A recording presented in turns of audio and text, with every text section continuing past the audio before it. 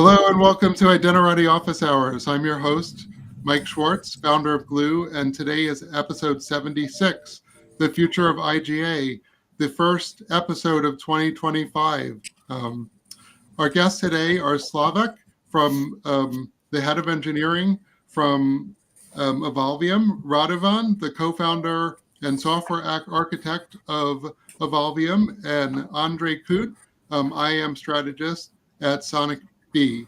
Welcome, guys. Thank you. Have a nice year, by the way, the first of this year. So enjoy the year. So normally we start with intros. André, why don't we start with you? Just tell us a little bit. You're a return guest, but tell us a little bit about your background and how you became an expert on IGA. Well, my background is in corporate finance. In fact, I was a financial auditor and doing audits at companies to see if they commit fraud and if they were doing the bookkeeping as they should do the bookkeeping. And as I learned later on, committing fraud is abusing authorization. So since my high school times, I've been working in access control, authorization management, partly because auditing also is about auditing business processes, see where the risks are in processes like segregation of duties topics. That's all in the same auditing background that I have. And from that end, I departed from auditing. I'm too creative to be an auditor, you could say, and went into the IT department, IT space, working in security, information security. And within security, I specialized in identity and access management. I've been involved in identity access management for about 25 years and, working as a consultant now, participating in different working groups, like in ID Pro. IDPro.org is a professional organization catering for the needs of the practitioners, identity practitioners, and sharing knowledge in the body of knowledge. So I'm a publisher, author in the body of knowledge committee.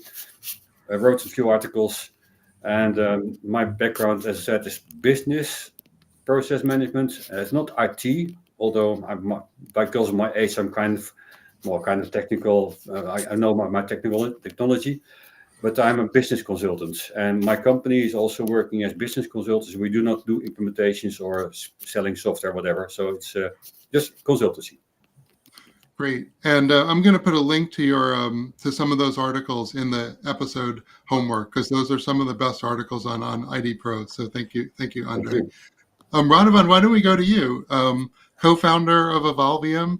How did that happen, and what's your journey been like? Well, I started with identity management back when it was not even called identity management at that time, and started with grew from LDAP to identity management, and then founded Evolvium just because there was no easy way forward after the Sun Oracle acquisition. So it was pretty much out of necessity then from anything else. It sounds a little bit like the founding of Glue. It wasn't like a big plan. It was what I was sort of doing. I also came from the LDAP sort of direction. And so what's, just tell us about, I guess, maybe, so since you started Evolvium, what are you sort of focused now on a day-to-day basis? Like what's your day-to-day job like today? Well, my job was pretty much the architecture design and pretty much good part of implementation of Midpoint, but now I'm more working on the strategy and business and stuff like that. And I actually really miss development, but haven't had much time to do that anymore. Great. And maybe that's where Slávek comes in, the head of engineering at Evolvium. And Evolvium is pretty innovative. So Slávek, how did you find yourself working with Evolvium, and what was your journey like? Yeah, so basically my whole professional career was on identity and access management.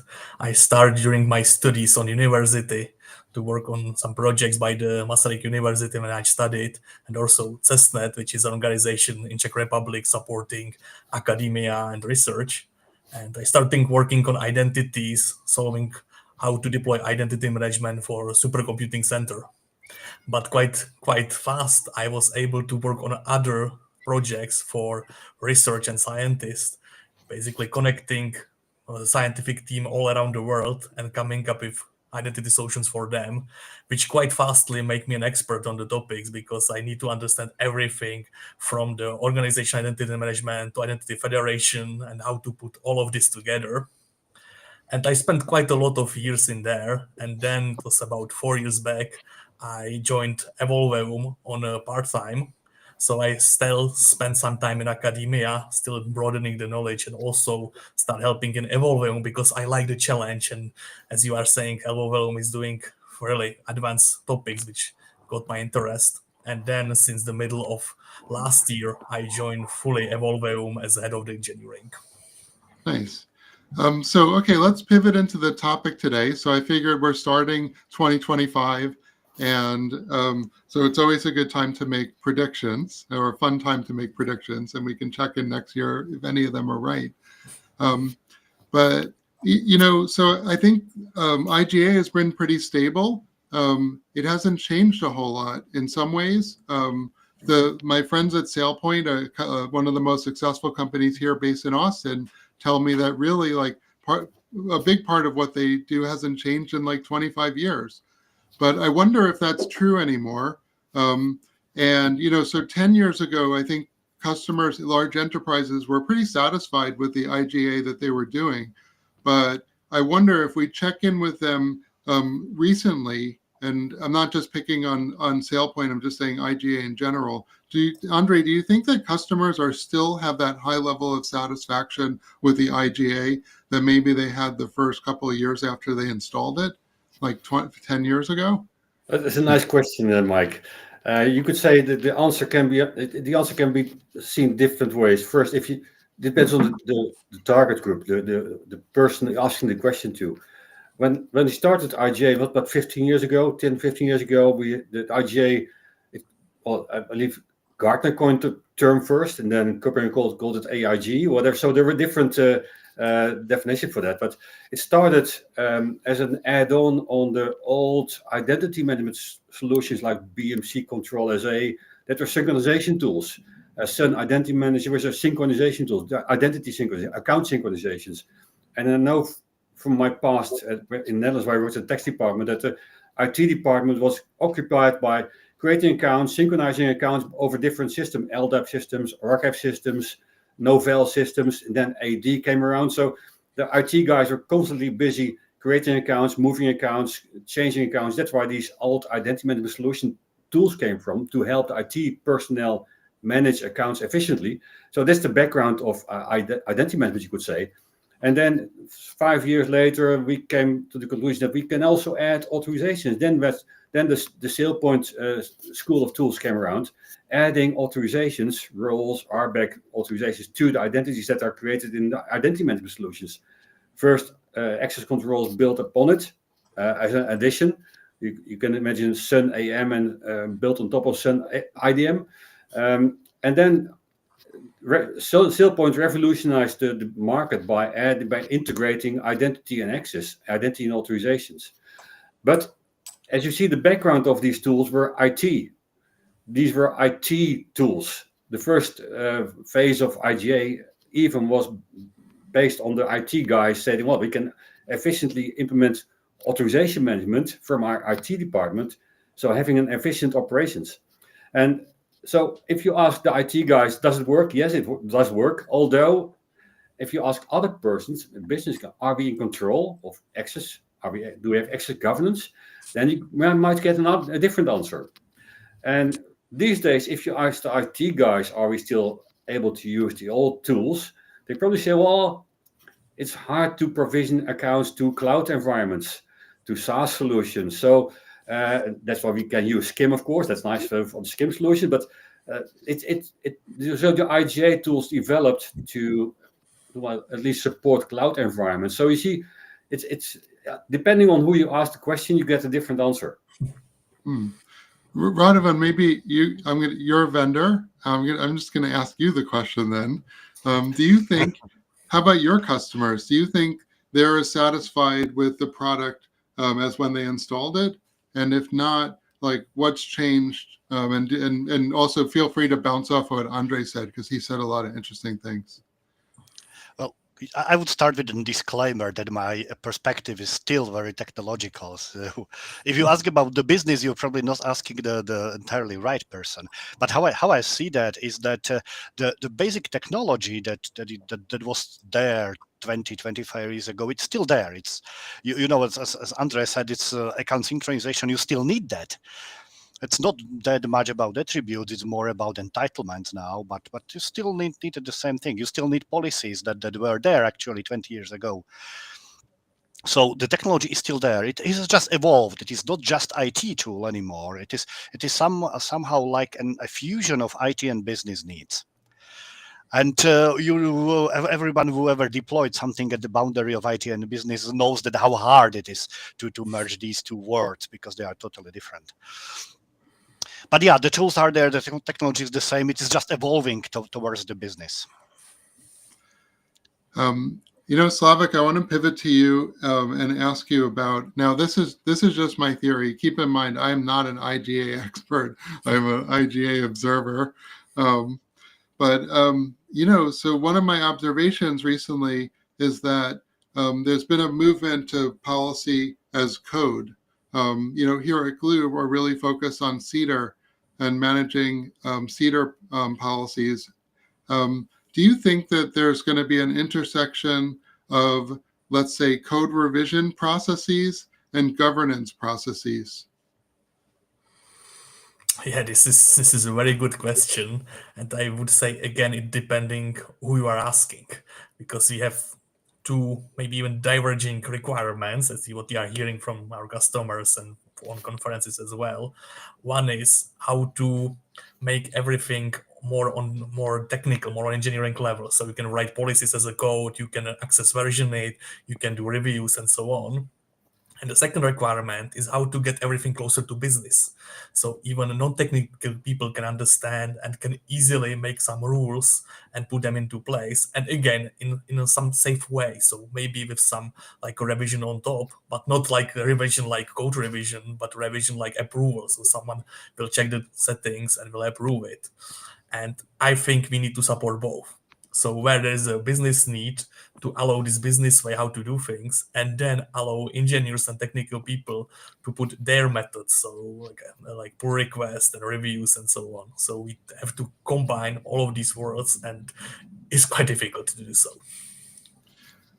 André, when you said there are other, it works, you were sort of differentiating the IT people and the IT team from other teams. Is that what sort of maybe you were thinking about? Depends who you ask at the organization, or? It's part of it. Like Radovan said, who are you asking? Are you asking the right person? That's the correct question, because if we're looking at access control, access governance, you could say, as I said a long time ago, I said, who has access to what and why is that? So that's the first question you could say in access governance. Who has access to what? So identity and access, and why is the governance question. And in role-based access control, RBAC, you could say, well, someone gets a role. Why does someone get a role? We don't know. That's just one of the questions. And what entitlements are in the role? So the second question. So we got two why questions together, and RBAC makes it easy to say, well, this person who got this role gets authorizations, and we got two whys.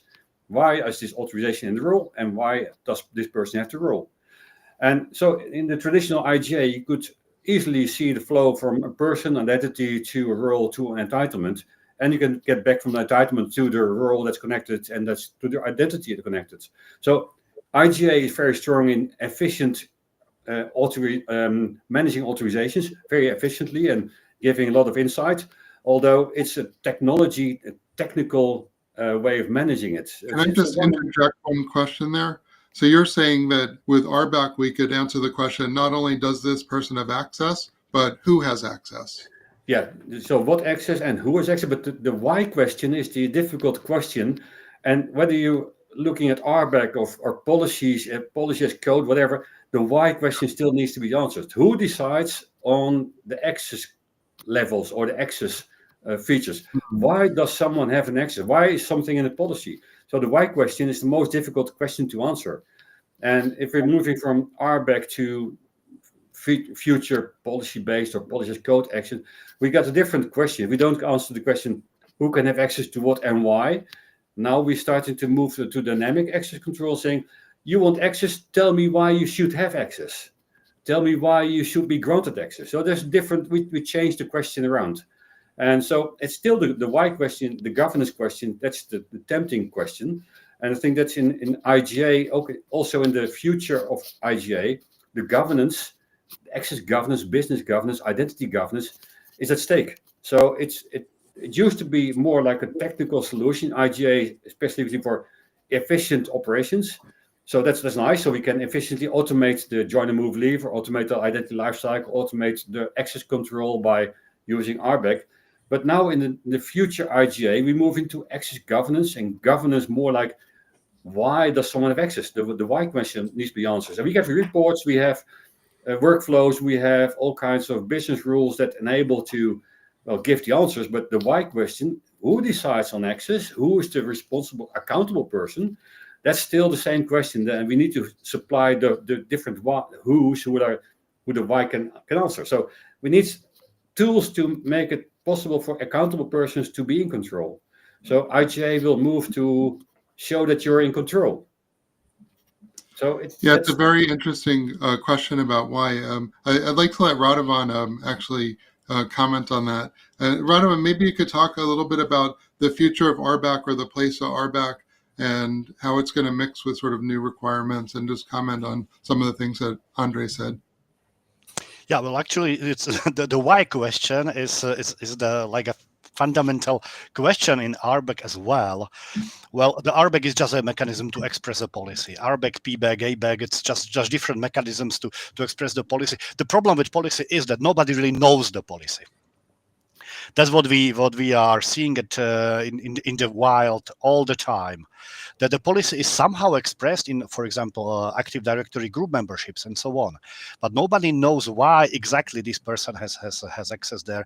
And it's difficult even for IGA system to change that, because you will get information that Alice has access to this because Alice requested it, Bob approved it, but Alice actually requested it because Carol has the same privileges, and just Alice requested the same. So actually the answer to the why question currently provided by identity governance systems is not really that useful. So what we are doing, that and others are doing is to somehow refine the policy out of the existing information.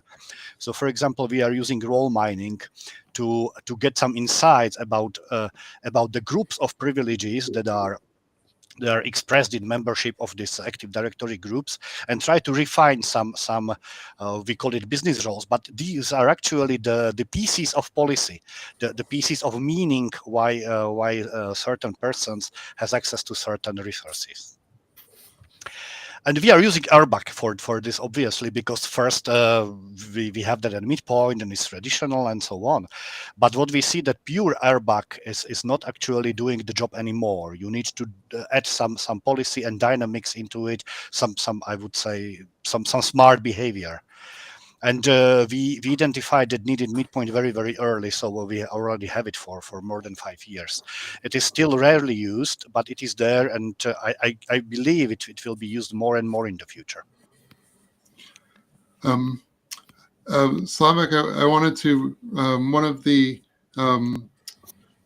more obvious questions today is always about AI, and we see that customers want to use AI for to automate repetitive tasks, and IGA tasks and certifications is definitely in the target there.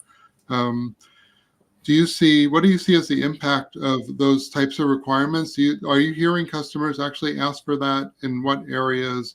And do you see Evolvium building any features in that area? Yeah, I agree. The AI is currently a huge topic, and customers are more interested what we can offer. So they are not coming in a feature request per se, but they are rather asking what we see it will be there eventually and what we are working on. I personally believe the AI can really help with identity analytics. So it can help you to check what you have already in your data and try to help you. So it can either help in the user interface. So if a person wants to request a role, AI can suggest you which roles might be useful for you based on your colleagues with similar job positions and so on. But also it can help administrators, for example, with risk scoring or access certification. So instead of manually put all these rules, what should be recertified and when and by who, the AI can basically do it for you. Just analyze the risk and see if there are any outliers which needs to be certified probably more often, or something that should be like checked immediately. So it can really help you to automate all these processes without your intensive configuration. So I believe this is a way forward. And in Evolvium, we are starting experimenting with AI, but we have nothing that I can show you yet. But for sure, there are some features coming.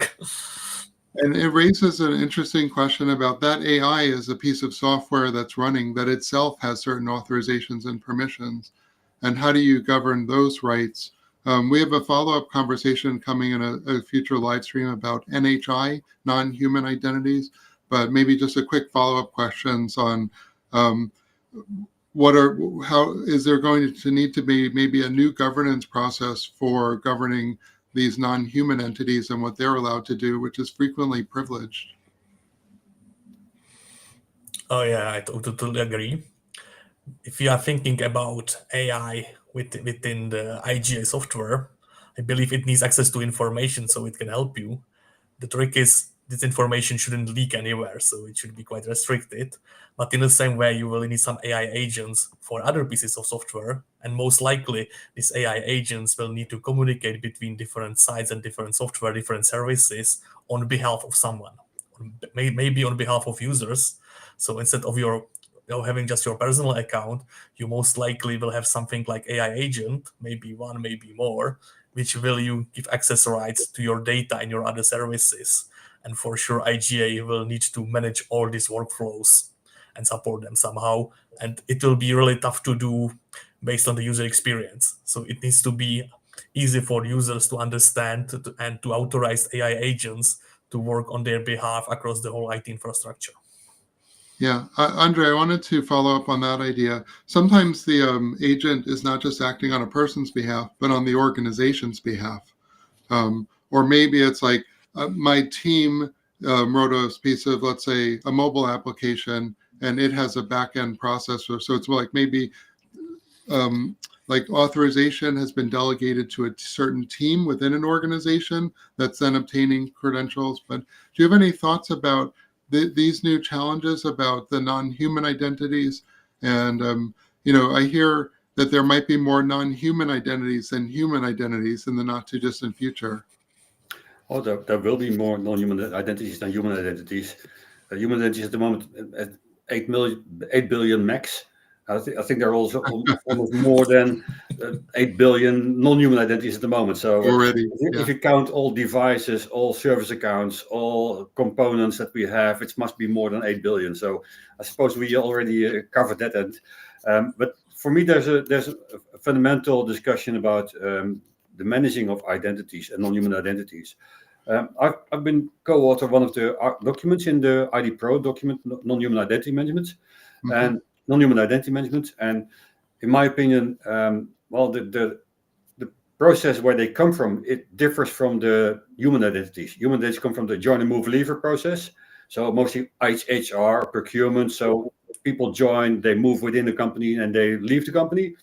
And non-human identities, they don't join, move, or leave. They are created from a change. So any change or procurement, that there is a definite audit trail to find who audited, who ordered it, who bought it, who created it. So for me, it's a different ball game. So perhaps that's not, and that's why I'm quite adamant that non-human identity should not be managed in IGA, because IGA is not managing join and move leaver. So for me, it's quite simple. I try to split the two. But for non-human identities, you could say non-human identities, they are created in the change, and meaning that they are created to have a specific purpose, like we wrote in the article. They have a specific purpose, so their authorizations are very specific. So you can fine-tune the authorizations they are granted. So only those authorizations are needed. So it's quite simple. There's a component or a thing or an account that needs authorizations that are predefined. So for me, the world is quite simple. Non-human identities come from change management. You can manage those authorizations, and humans are joining the company through IGA. So it's for me, it's simple. There's another thing that's complex in non-human identities is that non-human identities have access, but they need to be managed by themselves as well. So someone has access to non-human identity. Someone manages root. Someone manages an account on a service account. Someone manages a robot. So that for non-human accounts, there are two access parts. One is the access granted to the component, and second, who can access the component. So it's interesting discussion to have to see the next session, Mike. Okay, well, I want to ask one quick follow-up question. Non-human identity, that term, like the list of what's non-human is infinite. My ball is human. My phone is non-human. Everything is non-human. Wouldn't it be more useful to say what this thing actually is than what it isn't? Isn't it really a piece of software we're talking about? It can be anything. Why should we call it software identity?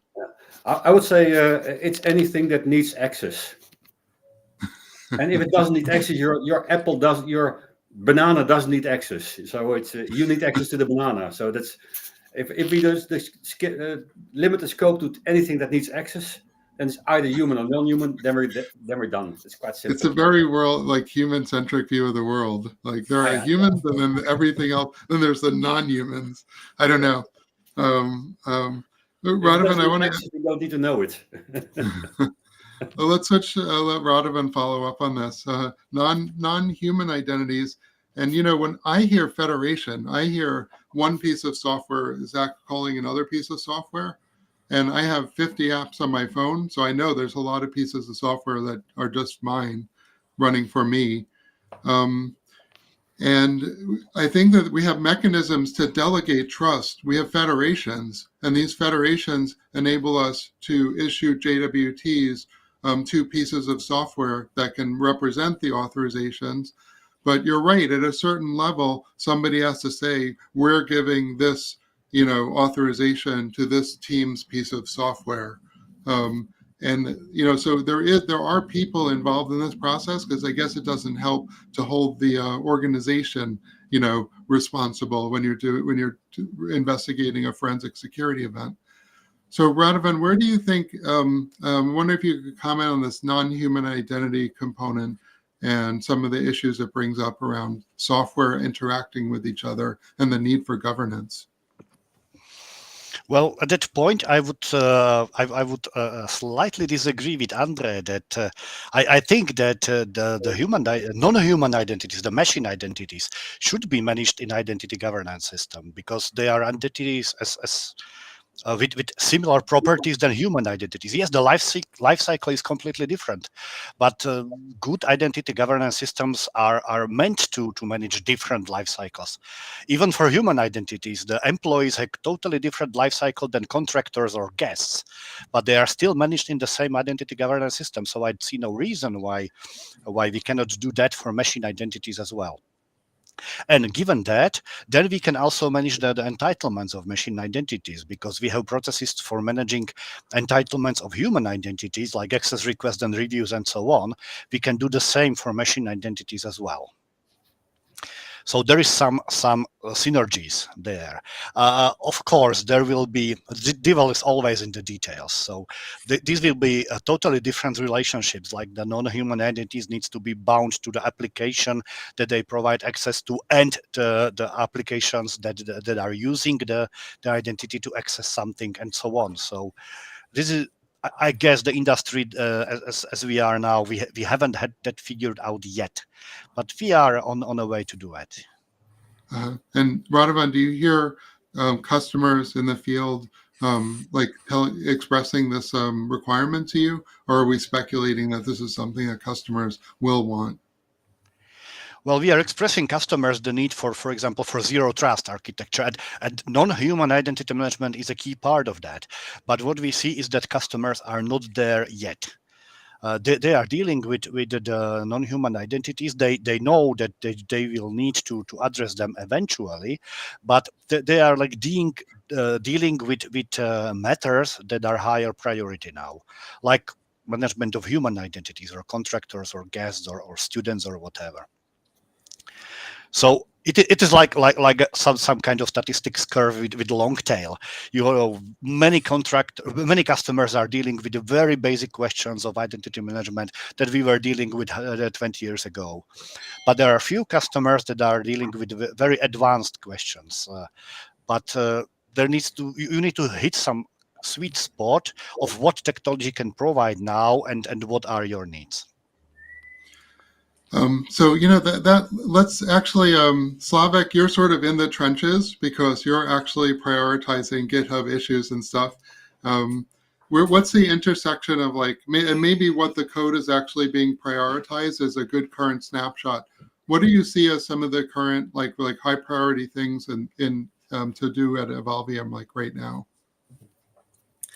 Yeah, actually, I'm not the one who is prioritizing the request. I'm mostly the one who are speaking with our customers and potential customers and so on. And I am passing the information to our development team, which is responsible for the priorities. And what I see, we You're are trying the source of the priorities, actually. Yeah. So I'm rather the one collecting the priorities and trying even to summarize them and put my own input into them. And what I see now, we need to try to balance things to stay ahead of everything and be ready for the requirements which will come eventually, and also supporting the current needs. And we need to do a bit of both because the customers are expecting the midpoint that we are developing will help them with their current issues. But later, when they move on, and for example, they want to progress more on non-human identities, they already want the features to be there, and they want to just discover them and start using them. So we have to basically guess or estimate what people will need later and be ready for that, and let these have something so they can start and then take their real experience and use it to improve the product. Yeah, I have a friend who describes software development sort of like a freight train, and you need to do a little bit of innovation, but you also do need to do maintenance, and so you need the whole train. You can't just do innovation. But just giving your good view for seeing what's important to customers. If you had to just pick one thing and say, this is the priority I see as really high for 2025, coming from customers or maybe just observing the engineering team, does one thing stand out to you? Yeah, I would say be able to deploy new features and connect new systems more rapidly.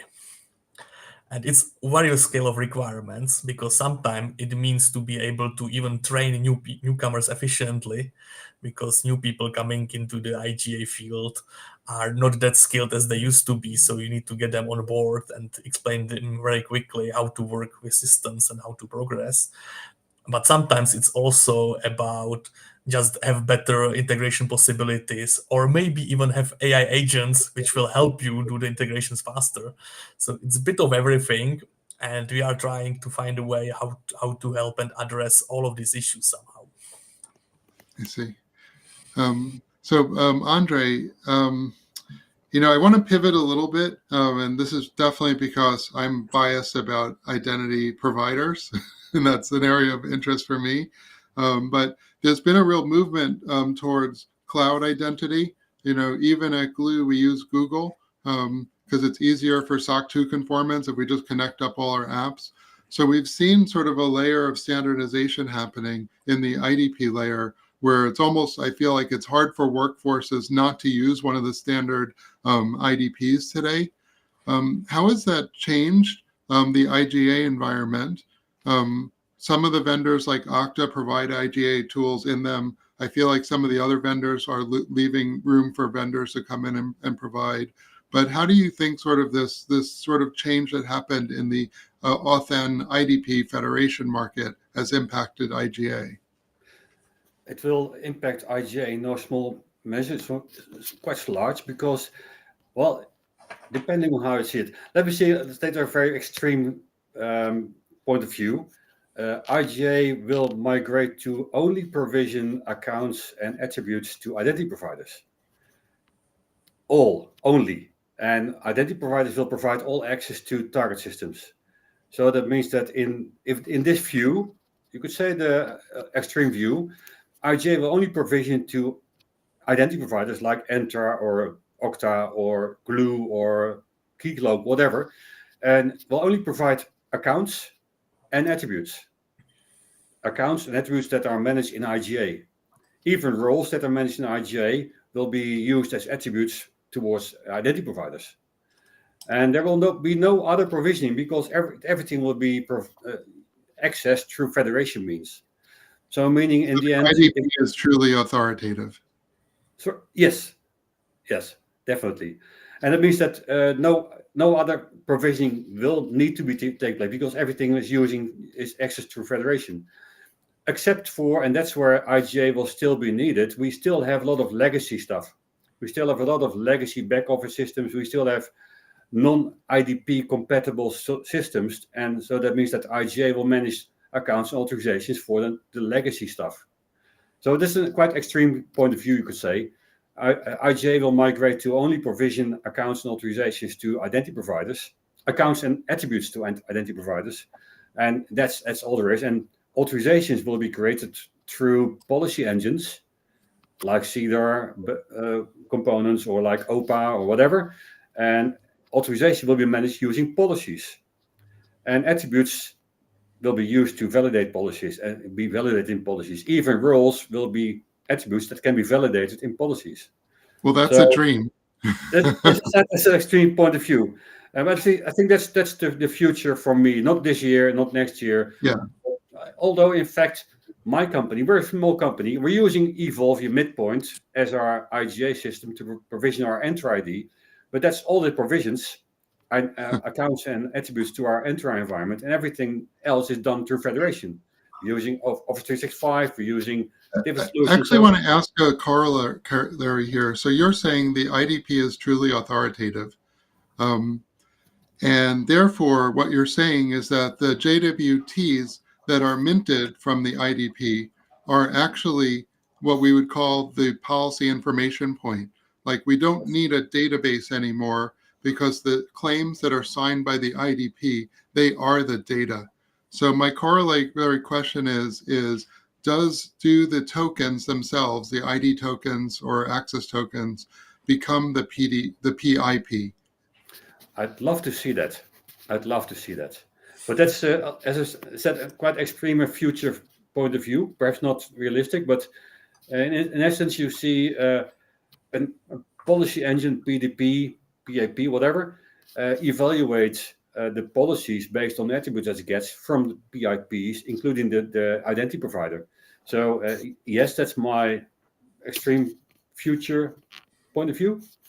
Not sure about the midpoint guys, because this is it will be predicting the end of the IGA as we know it. It will be more like we have to manage the identities and IDPs. We have to manage all those accounts, all those identities and IDPs. IDPs will be bigger. You cannot manage IDPs manually anymore. You need IGA solution to manage IDs, identities, accounts in an identity provider. We need to have an IGA system to manage attributes from different sources to manage those attributes in an IDP. Perhaps we need to have an IGA that acts as a policy information point for attributes that are managed in IGA, so that you can query the IGA as a PIP in the future environment. So the IGA will change, in my opinion.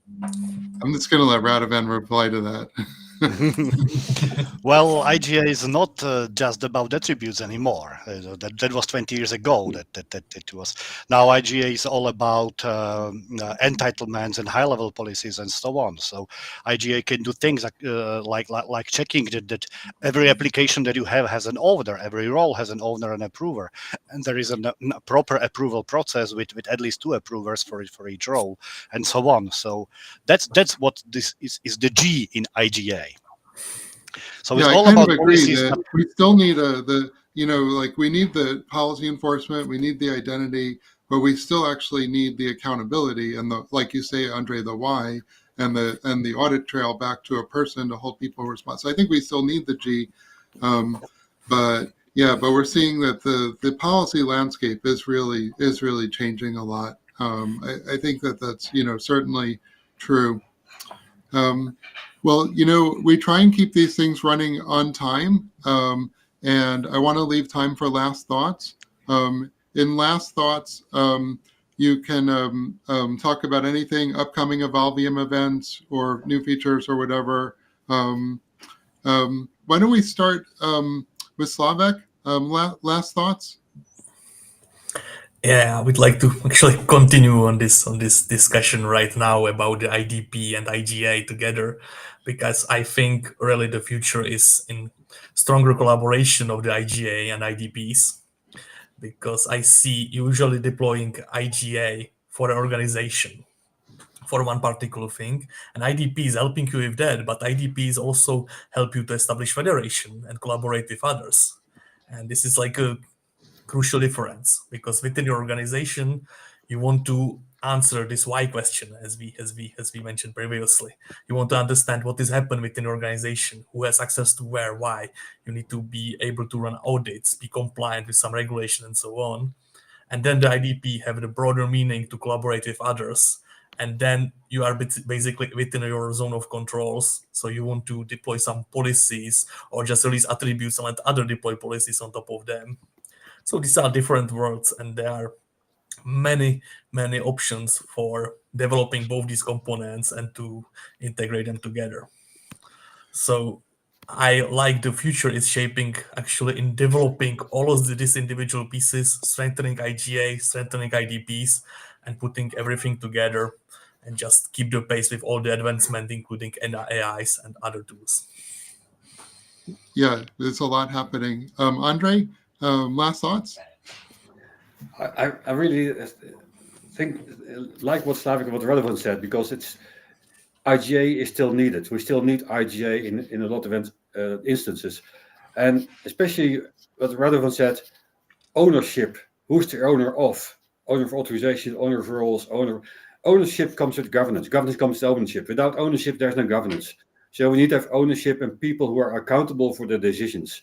And that's the most difficult task ahead, to make sure that ownership is there, that there's not forgotten.